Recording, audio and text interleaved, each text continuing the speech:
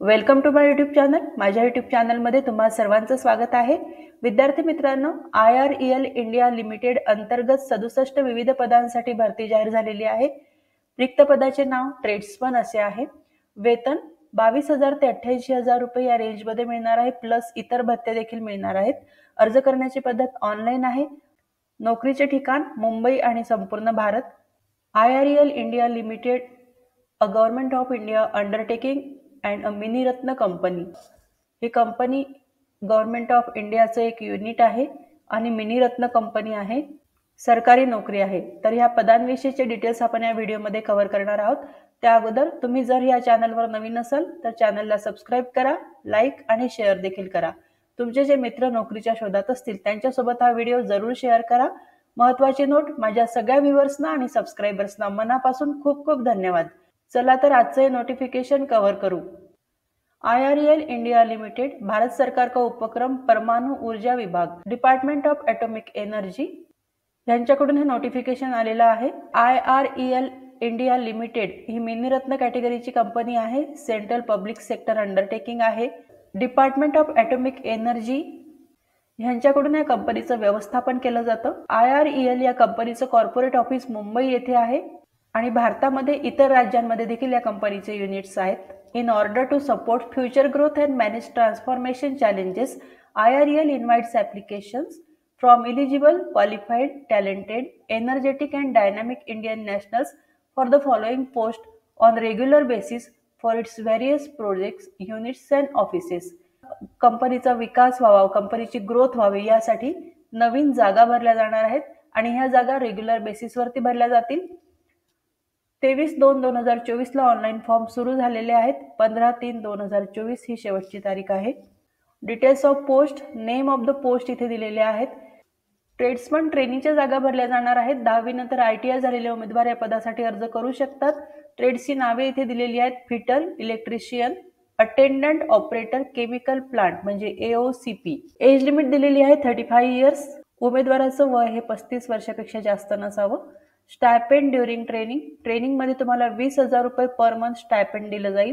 Training period नंतर उमेदवारांचा job हा परमनंट होईल, त्यावेळी पेमेंट असेल 22,000 ते 88,000 रुपये। A candidate can apply for any one location and one post discipline only. उमेदवारांनी एकाच पोस्टसाठी आणि एकाच लोकेशनसाठी अप्लाय करायचं आहे, कारण भारतामध्ये वेगवेगळ्या ठिकाणी वेगवेगळ्या लोकेशनला हे जागा भरल्या जाणार आहेत। यामध्ये ओडिसामध्ये यांची युनिट आहेत, त्यानंतर केरला, तामिळनाडू, भोपाळ, आंध्र प्रदेश या ठिकाणी या कंपनीचे युनिट आहेत। तसेच त्यांचं कॉर्पोरेट ऑफिस मुंबई येथे आहे। त्यामुळे उमेदवारांनी एक लोकेशन निवडायचं आहे आणि एकाच पोस्टसाठी अप्लाय करायचं आहे।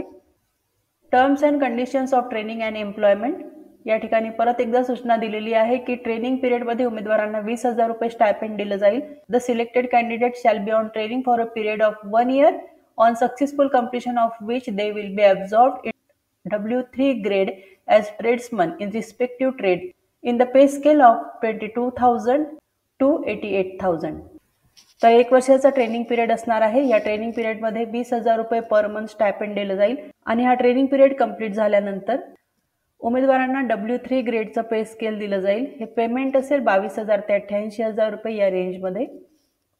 इमॅल्युमेंट्स इफ ॲब्झॉर्ब्ड इन रेग्युलर ग्रेड, उमेदवार हा रेग्युलर एम्प्लॉई झाल्यानंतर त्याला बेसिक पे मिळेल।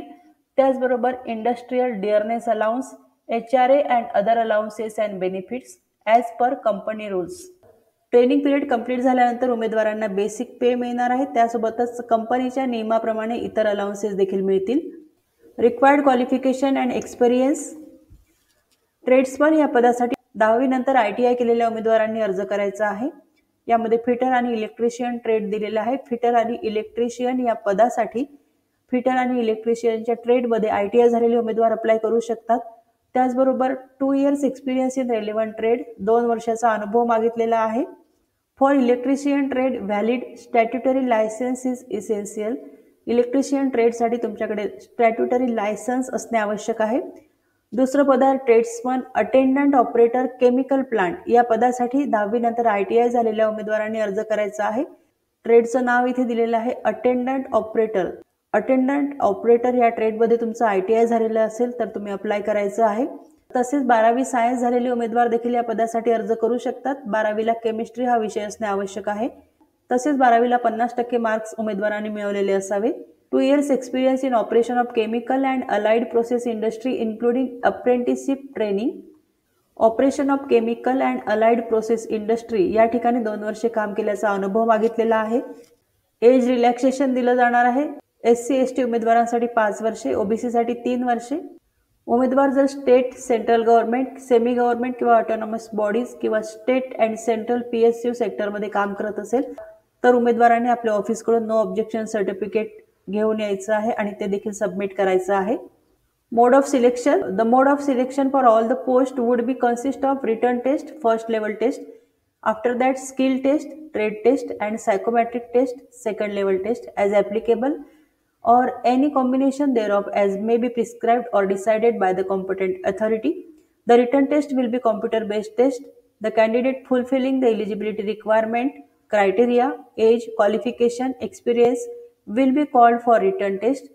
Objective type test comprising of multiple choice questions. जे उमेदवार अर्ज करतील त्यातून सिलेक्टेड कॅन्डिडेटना रिटन टेस्टसाठी बोलवलं जाईल आणि जे उमेदवार रिटन टेस्ट क्लिअर करतील त्यांना स्किल टेस्ट किंवा ट्रेड टेस्टसाठी बोलवलं जाईल. रिटन टेस्टमध्ये ऑब्जेक्टिव्ह टाईप प्रश्न विचारले जातील, मल्टिपल चॉईस क्वेश्चन्स असतील. रिटन टेस्ट ही हिंदी आणि इंग्लिश यापैकी कोणत्याही एका भाषेमध्ये तुम्ही देऊ शकता. रिटन टेस्टमध्ये पेपर 1 आणि पेपर 2 असे 2 पेपर असतील. पेपर 1 मध्ये 50 ऑब्जेक्टिव्ह टाईप प्रश्न विचारले जातील. या पेपरमध्ये प्रोफेशनल नॉलेज म्हणजे डिसिप्लिन रिलेटेड प्रश्न विचारले जातील. ज्या ट्रेडमध्ये तुमचं शिक्षण झालेलं आहे त्याच्याशी रिलेटेड प्रश्न विचारले जातील. आणि त्यानंतर दुसरा पेपर असेल त्यामध्ये देखील 50 ऑब्जेक्टिव्ह टाईप प्रश्न विचारले जातील. यामध्ये विषय असतील general knowledge, awareness, reasoning, numerical ability and general English with multiple choice answers in each paper. तर हा पेपर देखील ऑब्जेक्टिव्ह टाईप असेल. एका प्रश्नासाठी 1 मार्क दिला जाईल. त्यानंतर निगेटिव्ह मार्किंग नाही. रिटन टेस्टमध्ये क्वालिफाय होण्यासाठी जनरल, EWS आणि OBC उमेदवारांनी 40% मार्क्स मिळवणे आवश्यक आहे आणि SC ST कॅटेगरीच्या उमेदवारांनी 35% मार्क मिळवणे आवश्यक आहे प्रत्येक पेपरमध्ये. रिटन टेस्ट जे उमेदवार क्वालिफाय होतील त्या उमेदवारांची एक मेरिट लिस्ट तयार केली जाईल आणि या मेरिट लिस्टनुसार उमेदवारांना स्किल टेस्ट किंवा ट्रेड टेस्टसाठी बोलवलं जाईल. तसेच यावेळी सायकोमॅट्रिक टेस्ट देखील घेतली जाईल आणि ही सेकंड लेवलची जी परीक्षा असेल ही क्वालिफाईंग नेचरची असेल. The merit list for final selection will be prepared on the basis of performance in the written test. तर फायनल सिलेक्शनची जी मेरिट लिस्ट असेल ती उमेदवारांनी रिटर्न टेस्टमध्ये जे परफॉर्म केलेलं आहे, जे मार्क्स मिळवलेले आहेत त्यावरून तयार केली जाईल. रिटर्न टेस्टचे सेंटर्स इथे दिलेले आहेत. मुंबई, भोपाळ, विशाखापट्टणम, त्रिवेंद्रम, कोची, चेन्नई, नागरकोइल, कटक आणि भुवनेश्वर. महाराष्ट्रातील उमेदवारांसाठी मुंबई हे परीक्षेचं सेंटर असेल. Before joining service the selected candidate will have to undergo medical examination as directed by the company and the decision of the competent authority will be final and binding. जॉइनिंगच्या अगोदर उमेदवारांची मेडिकल एक्झामिनेशन होणार आहे आणि ही examination clear केल्यानंतरच उमेदवारांचं joining होईल. Character and antecedents verification. Medical examination clear झाल्यानंतर उमेदवारांचं कंपनीच्या नियमाप्रमाणे कॅरेक्टर आणि अँटेसेडंट्स व्हेरिफिकेशन होईल. उमेदवारांची फायनल मेरिट लिस्ट तयार केली जाईल. ही मेरिट लिस्ट 1 वर्षासाठी ग्राह्य असेल. Place of posting. Initial place of posting will be as mention in point number 2. Details of post. However, the incumbent are liable to be transferred to any of the units, offices, establishments, projects, sites of the company. Initially या ठिकाणी जे पोस्टिंगचे places दिलेले आहेत त्या ठिकाणी तुमचं posting होणार आहे आणि त्यानंतर या कंपनीचे ज्या ठिकाणी युनिट आहेत त्या ठिकाणी तुमची ट्रान्सफर होऊ शकते. ऑल इंडिया लेवलला या जागा भरल्या जाणार आहेत. ॲप्लिकेशन फी नॉन रिफंडेबल आहे. 500 रुपये फी भरायची आहे. Inclusive of GST. यामध्ये GST अंतर्भूत आहे. जनरल, EWS आणि OBC कॅटेगरीच्या उमेदवारांनी ही फी भरायची आहे. फिमेल कॅन्डिडेट, SC ST आणि ESM म्हणजे एक्स सर्व्हिसमॅन उमेदवारांनी फी भरायची नाही. त्यांना फीमधून सूट देण्यात आलेली आहे. How to apply. उमेदवारांनी वेबसाईटला भेट द्यायची आहे. अप्लाय ऑनलाईनवर क्लिक करायचं आहे. इम्पॉर्टंट इन्स्ट्रक्शन सूचना तिथे दिलेल्या आहेत त्या सगळ्या वाचून घ्यायच्या आहेत. त्यानंतर आय ॲग्री बटनवर क्लिक करायचं आहे. त्यानंतर उमेदवारांनी स्वतःचे डिटेल्स भरायचे आहे. यामध्ये तुमचं नाव, original category, post applied for, कोणत्या पोस्टसाठी तुम्ही अप्लाय करताय, त्यानंतर तुमची category, mobile number, email ID, आणि सबमिट बटनावर क्लिक करायचं आहे. Check application sequence number, user I D and password received on your email I D and mobile number. उमेदवारांना त्यांच्या ईमेलवरती तसेच मोबाईल नंबरवरती युजर आय डी आणि पासवर्ड मिळणार आहे. तो उमेदवारांनी व्यवस्थित लिहून ठेवायचा आहे आणि त्यानंतर लॉग इन करायचं आहे. त्यावेळी हा युजर आय डी आणि पासवर्ड वापरायचा आहे.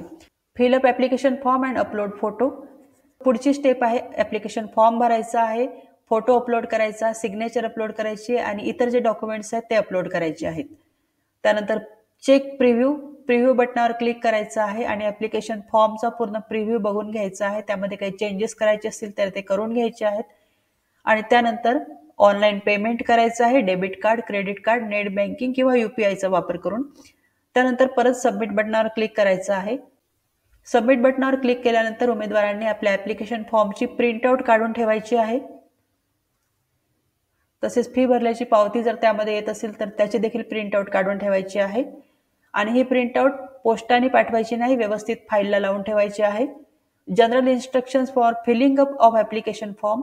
ॲप्लिकेशन फॉर्म भरण्यासाठी उमेदवारांना काही जनरल इन्स्ट्रक्शन्स इथे दिलेले आहेत. त्या उमेदवारांनी काळजीपूर्वक वाचून घ्यायचे आहेत. फॉर्म फक्त ऑनलाईन भरायचा आहे. त्यानंतर फॉर्मसाठी व्हॅलिड ईमेल आय डी आणि मोबाईल नंबर असणे आवश्यक आहे आणि हा ईमेल आय डी आणि मोबाईल नंबर हे रिक्रुटमेंट प्रोसेस कंप्लीट होईपर्यंत ॲक्टिव्ह ठेवायचा आहे. त्यानंतर इतर रिक्वायर्ड जे डॉक्युमेंट्स आहेत ते देखील व्यवस्थित तयार करून ठेवायचे आहेत.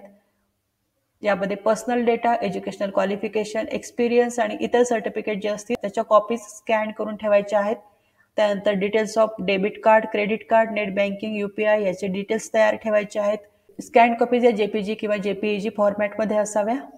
त्यानंतर कास्ट कॅटेगरीचा बेनिफिट ज्या उमेदवारांना घ्यायचा असेल त्यांनी आपले कास्ट कॅटेगरीचे डॉक्युमेंट स्कॅन करून ठेवायचे आहेत.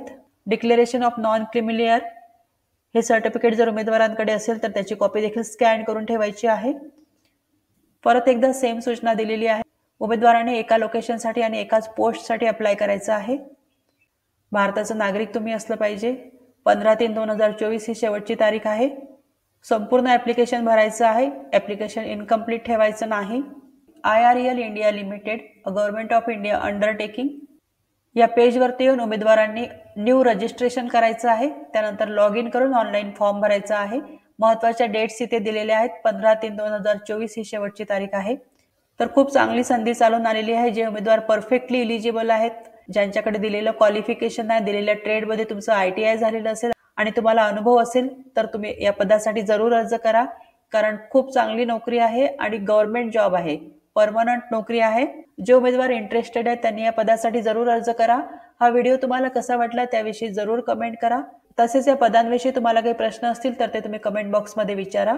जे उमेदवार या पदांसाठी अर्ज करतील त्या सर्वांना हा जॉब मिळावा ही सदिच्छा. तुम्हा सर्वांना बेस्ट विशेष. Thank you very much.